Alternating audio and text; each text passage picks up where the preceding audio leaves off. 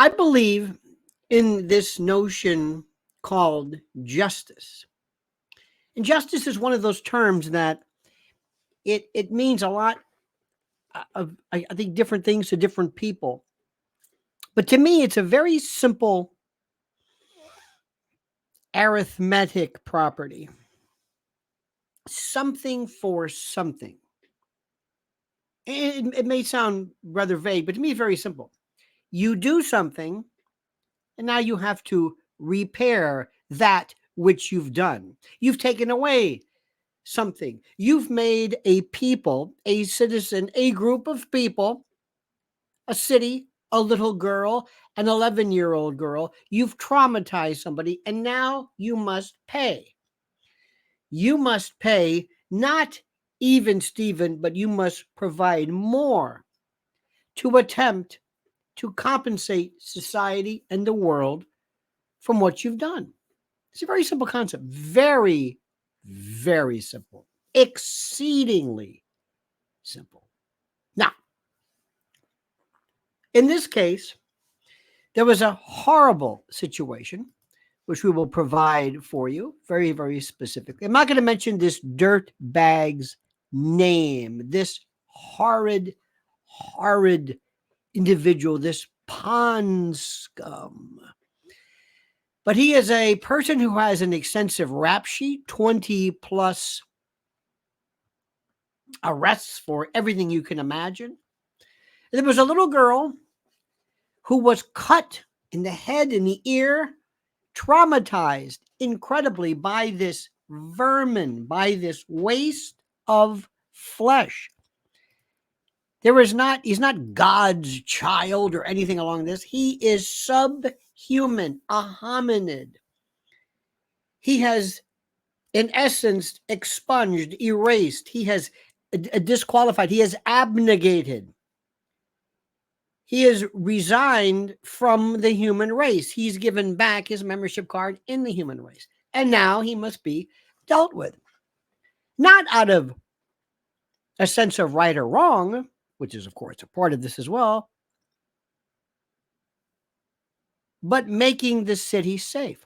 Now, this fiend, and I will provide the link for you to read along if you would like. Again, I'm not going to mention his name.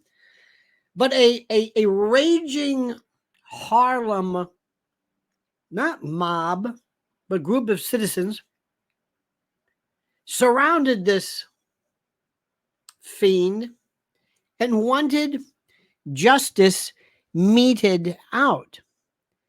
Because I can say, as a member of New York, as a citizen, we are sick and tired of such. Let me show you this particular piece, and let's see what happened as this vermin, this hominid, was captured. You ready? Good.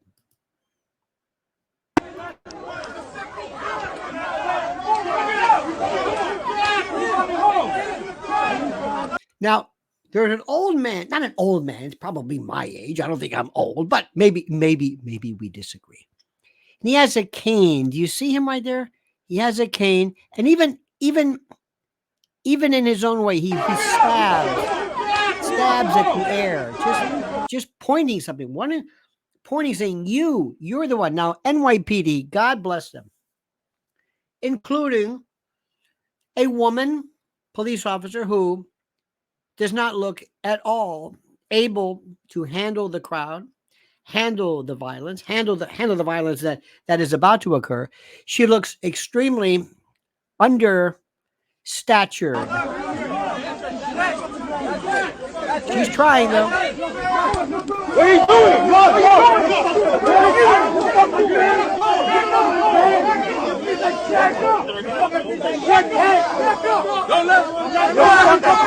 They're doing the best they can, and I admire them. I admire them truly. I really do. I think that God bless NYPD's finest. Wouldn't you have loved to have said, "Oh, do you want him?" Well, here he is. Don't let him go. Now look at this. There's more, yes. The sergeant is in charge. He's obviously winded. I have the victim in my car. My nigga, see right here, cry. See right here, cry. I got the photo. Okay, see right here, cry. Now, look at this right now.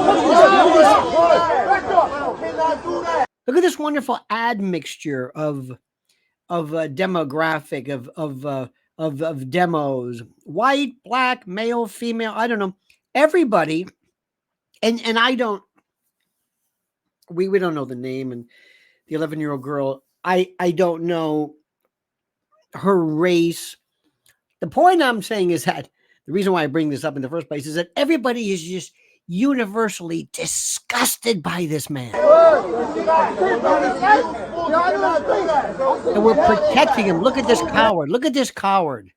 This coward who preys upon a little girl, 11 years old, with a box cutter.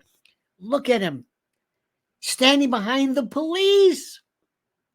The police that we pay for he has a rap sheet. These are the only, those are the cases he's been caught. But this vile human scum, the irony, using the police to protect him. Incredible. Now, let's don't make too much out of this, but I want to ask you this question. Do you believe, number one, and I want you to mention this, if you could, in the section, in the comment section that is immediately appended to this. Pardon me as I get choked up when I see this.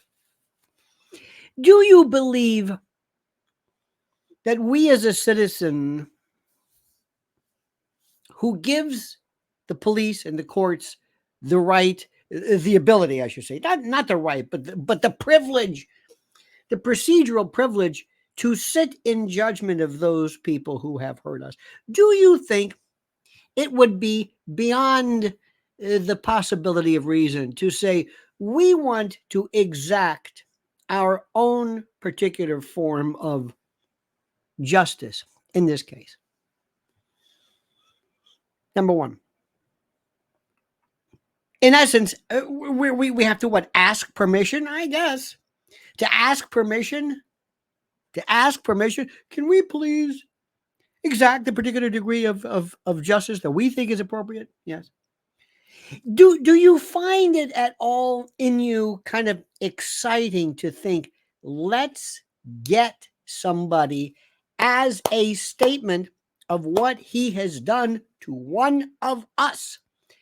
Number three, do you think it is within the realm of rational thought to say, if we make this, dare I say, street justice known, and we take the perpetrator and make him fear us like we fear him, do you think ultimately this will benefit the country? Do you think ultimately this will benefit the people of New York? I do. In the year 1982, there was a story, if you will, called Broken Windows. It was an Atlantic Monthly. It was by Wilson and Kelling. And Broken Windows basically is the idea that when you live in a neighborhood or a city where there exists a building or an establishment where windows are broken and they are never fixed, never corrected, that becomes the message. That becomes almost a signal to the rest of the area that you don't care about things anymore. That don't worry, break things away, throw things down, trash the joint. Nobody seems to care. That's sort of the statement. When the city, when an area, when a country, when a people collectively say, oh, no, this means something to us. And the word goes out because bad guys read the papers, even I use the term papers, like anybody reads a paper, but you know what I mean, reads the news or hears. You know, and I know that in the street, somebody says, did you hear what happened to that guy who almost cut that little girl's ear off with a box cutter? Did you hear what they did to him? Did you hear about? Oh yeah, I did. Did you hear how the citizens basically ripped this guy apart? Yeah. And did you hear how the police and the courts kind of looked the other way? Yeah. You know, maybe it's a good idea for us not to risk that happening to us. Maybe we should comport and comply with the rules. You think that's beyond the realm of possibilities? I think it's most possible. And dear friend, I ask you to weigh in and to impart, to provide us with your brilliance. Only after, of course, you like this video, subscribe to our venture here at Lionel Nation. And more importantly, I ask you right now to comment as you see fit.